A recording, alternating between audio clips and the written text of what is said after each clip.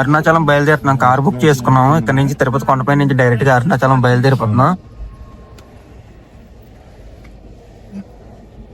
Okay okay అవును.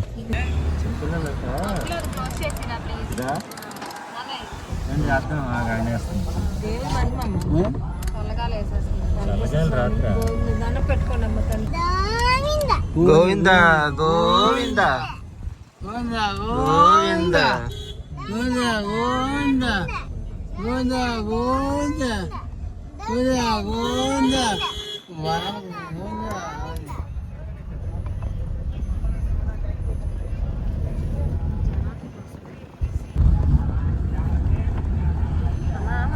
ఎప్పుడు August July ఆగస్టులో ఆగస్టు జూలై ఆగస్ట్ రెండు జూలై ఆగస్టులోనే వచ్చేవాళ్ళం తిరుపతి.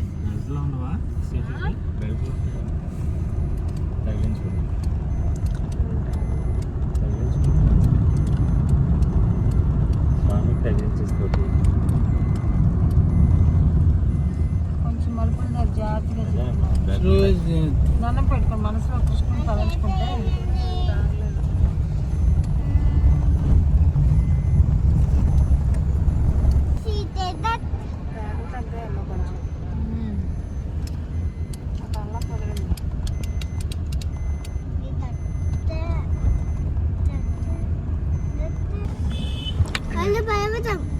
పర్వతం పర్వతం వైకుంఠ పర్వతం.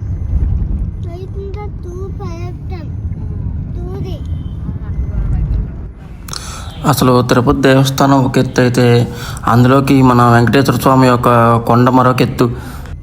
నేను ఎందుకు ఇలా అంటున్నానంటే, నీ కొండ ఎక్కినప్పుడు కానీ దిగినప్పుడు కానీ నేను గమనించింది ఏంటంటే, ఆ వెంకటేశ్వర స్వామి ప్రతిరూపం ప్రతి రాయిలోని కూడా ఎక్కడికక్కడ కనిపిస్తూనే ఉంటుంది మనకి.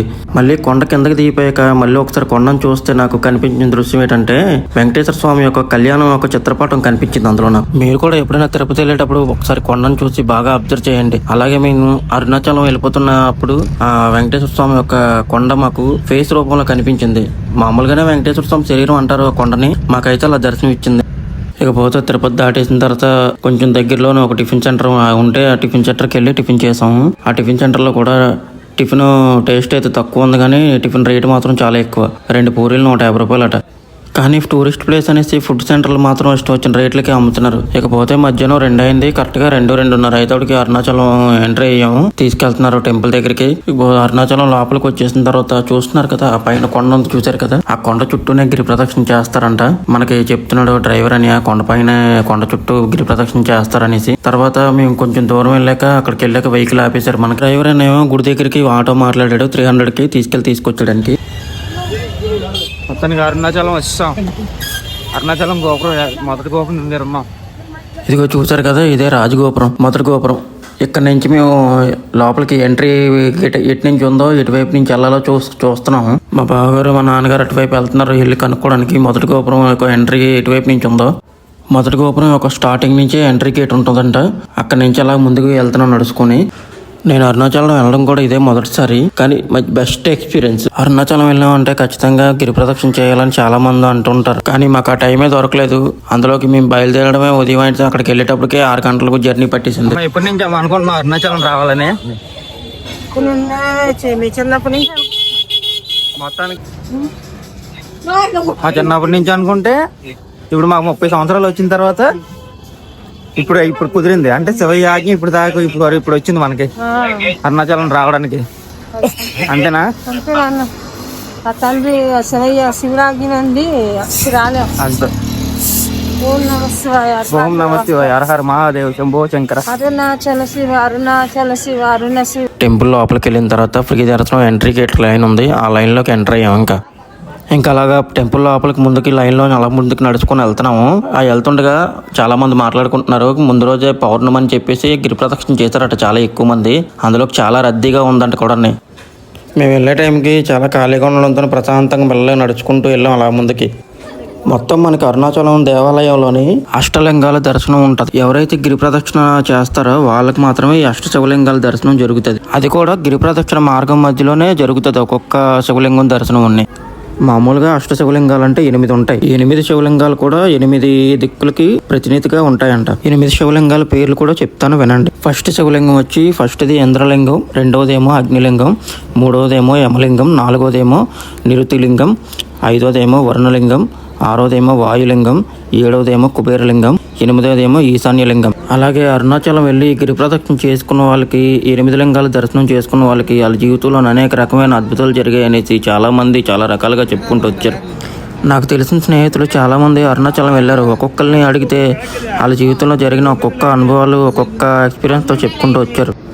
అందులోకి మేము ఎప్పుడు తిరుపతి వెళ్ళినా సరే అరుణాచలం వెళ్దామని ఎప్పుడు అనుకునేవాళ్ళం, కానీ ఎప్పుడు ఏదో కారణం వల్ల ప్రయాణం క్యాన్సిల్ అయిపోయేది. కానీ అరుణాచలం శివయ్య పిలిస్తేనే మనం వెళ్ళగలం, అది శివుడి ఆహ్వానం. అలాగే అరుణాచలంలోని వెలుగు మనలోని అజ్ఞానాన్ని తొలగిస్తుంది. అలాగే అరుణాచలం దగ్గరికి వెళ్ళడం అంటే శివయ్య ఒడిలోకి వెళ్ళినట్టే. అలాగే మనసుకి శాంతినిచ్చే పవిత్ర స్థలం. ఆ స్థలంలో ఒక్క నిమిషం ధ్యానం చేసినా చాలు జీవితానికి మార్గం చూపుతుంది. అలాగే గిరి ప్రదక్షిణలో వేసే ప్రతి అడుగు కూడా భక్తికి ఒక కొత్త అర్థం. అలాగే అరుణాచలం అనేది యాత్ర కాదు, అది ఆత్మ జాగరణ. అక్కడ ప్రతి రాయి ప్రతి గాలి శివతత్వం చెప్తుంది మనకి. దర్శనానికి దగ్గరికి వెళ్లే కొద్దీ ఆ పాజిటివ్ వైబ్రేషన్స్ ఎక్స్పీరియన్స్ మామూలుగా ఉండదు.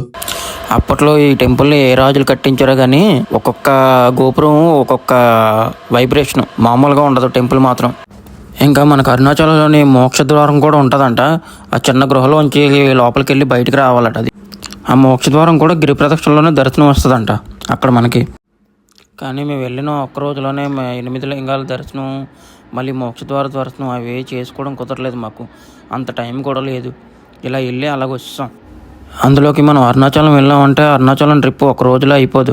వెళ్ళామంటే మినిమం ఒక 3 days ఉండి మొత్తం అక్కడ ఉన్నవన్నీ చూసి వచ్చేటప్పటికే మనకు అరుణాచలం దర్శనం కంప్లీట్గా పూర్తి అయినట్టు. అరుణాచలం టెంపుల్ బ్యాక్ సైడ్ నుంచి మనకి కొండపైకి వెళ్ళడానికి మెట్లు ఉంటాయి. ఆ కొండపైన ఏంటంటే రమణ మహర్షి స్కందాశ్రమం ఉంటుందంట. ఆ స్కందాశ్రమంకి మనం పైకి ఎక్కిన తర్వాత మనకు అరుణాచలం టెంపుల్ యొక్క 9 గోపురాలు క్లియర్గా కనబడతాయి మనకి.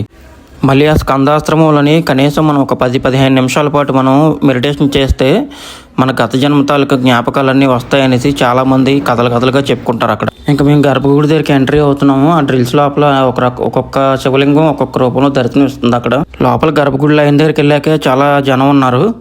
అక్కడే కొంచెం లేట్ అయిపోయింది. అక్కడి నుంచి అలా కొంచెం ముందుకల్లా నడుచుకుంటూ వెళ్తున్నాము. అందులో మేము మా మమ్మీ నేను ఒక లైన్ అయిపోయాము. మా నాన్నగారు మా చెల్లెలు ఒక లైన్లోకి వెళ్ళిపోయారు. ఇంకా గర్భగుడి లైన్ దగ్గరికి వెళ్ళి మేము అక్కడ లోపల శివుడికి కూడా వీడియో తీద్దాం అనుకున్నాను. అంతవరకు నాకు ఛాన్స్ దొరకలేదు. ఎందుకంటే లోపల పంతులు ఫోన్లా వేసుకున్నారు చాలా మందివి. ఇంకా అలాగా వీడియో తీసుకొని ముందుకెళ్తే ఇంక నా ఫోన్ కూడా లా వేసుకుంటారని చెప్పేసి నేను నా ఫోన్ జోబులో పెట్టేసుకొని స్వామి దర్శనం చేసుకొని ఇంక ముందుకు వెళ్ళిపోయాం. దర్శనం చాలా బాగా అయింది కదా. దర్శనం అయిపోయిన తర్వాత బయటకు వచ్చాక వినాయకుడి దర్శనం అవుతుంది మనకి టెంపుల్ బయట. చాలా బాగుంటుంది ఆ విగ్రహం కూడా, వినాయకుడి విగ్రహం. ఆ విగ్రహం కూడా మనకు ఫోన్ వీడియోలో ఎలా కనిపిస్తుంది, నిజంగా రియల్గా చూస్తే చాలా బాగుంటుంది. 2 కలిసి సరిపో విగ్రహాన్ని చూడడానికి. ఇంకా మేము బయటకు వచ్చేసాము దర్శనం అంతా చేసుకొని. ఇంకా టెంపుల్ బయటకి వెళ్ళాలా ఇటువైపు నుంచి వెళ్ళాలని ఆ దారి చూసుకుంటున్నాం. ఆ దారి కూడా కన్ఫ్యూజ్ అయిపోతున్నాము. వీడియో నచ్చితే లైక్ చేసి షేర్ చేసి కామెంట్ చేయండి.